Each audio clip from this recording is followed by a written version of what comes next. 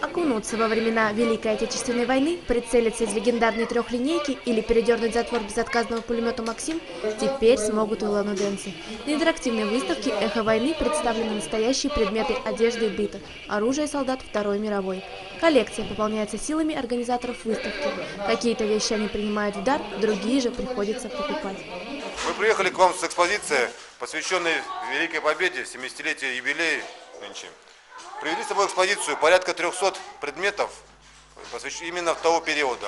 Начальный период, конец, в основном советская армия, союзники, и есть немного трофейного вооружения и формы.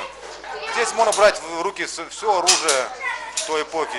Здесь можно одевать некоторые предметы, фотографироваться с этими предметами.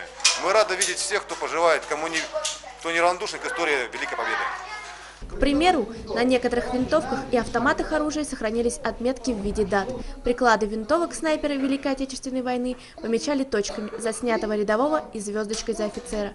Возможность окунуться в атмосферу военного времени оценили в первую очередь дети.